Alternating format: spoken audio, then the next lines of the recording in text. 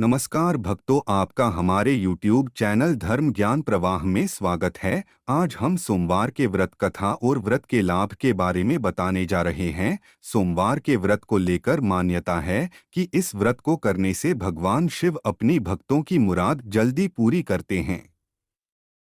सोमवार का दिन भगवान शिव को समर्पित है, इसलिए इस दिन भगवान शिव की पूजा और व्रत करने का महत्व और ज्यादा बढ़ जाता है।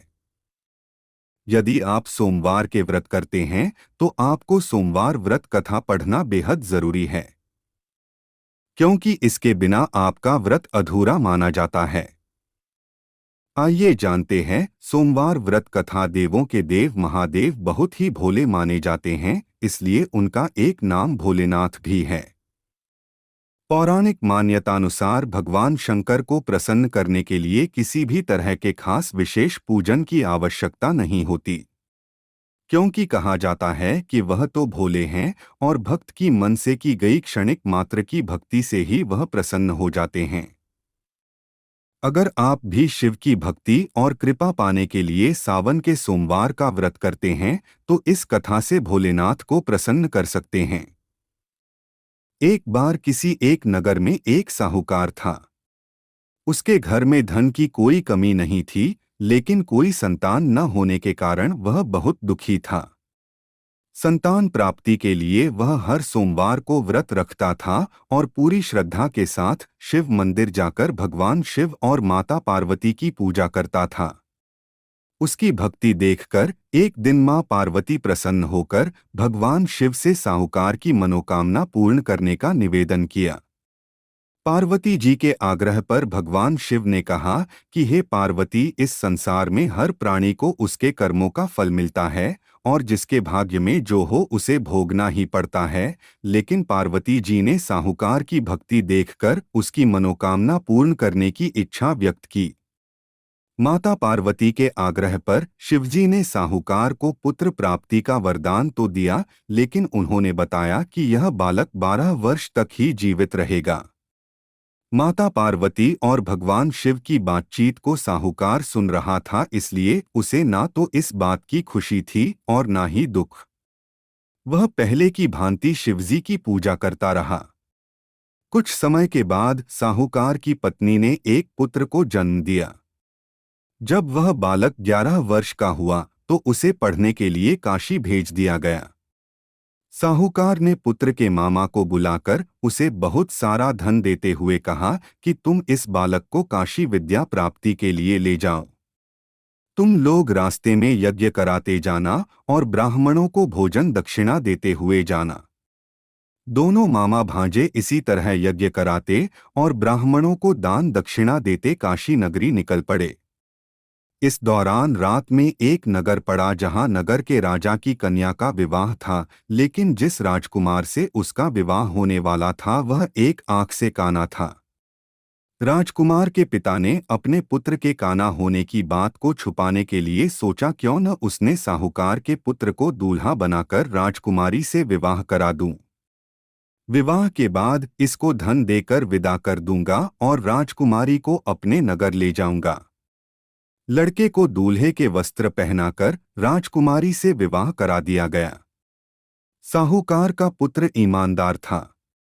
उसे यह बात सही नहीं लगी, इसलिए उसने अवसर पाकर राजकुमारी के दुपट्टे पर लिखा कि तुम्हारा विवाह तो मेरे साथ हुआ है, लेकिन जिस राजकुमार के संग तुम्हें भेजा जाएगा वह एक आंख से काना है।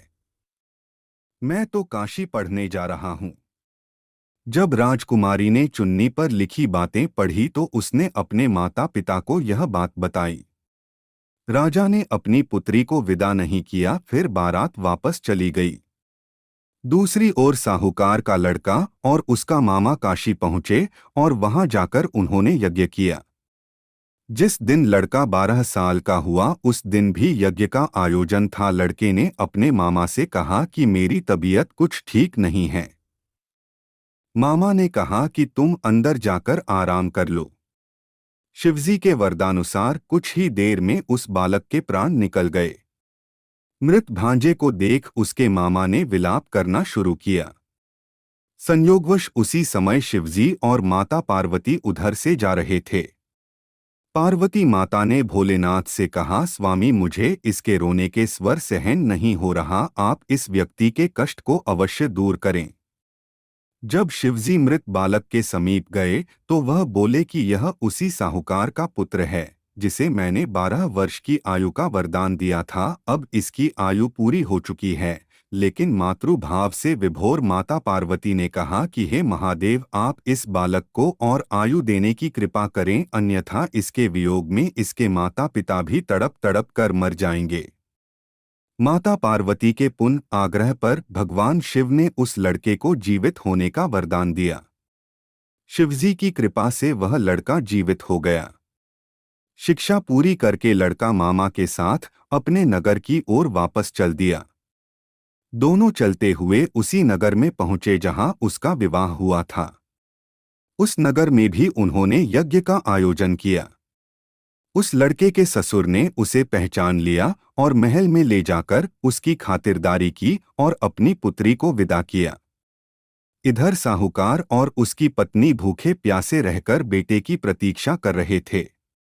उन्होंने प्रण कर रखा था कि यदि उन्हें अपने बेटे की मृत्यु का समाचार मिला तो वह भी प्राण त्याग देंगे, परंतु अपने बेटे के जीवित होने का समाचार पाकर वह बेहद प्रसन्न हुए। उसी रात भगवान शिव ने साहूकार के स्वप्न में आकर कहा, हे श्रेष्ठी, मैंने तेरे सोमवार के व्रत करने और व्रत कथा सुनने से प्रसन्न होकर तेरे पुत्र को लंबी आयु प्रदान की है।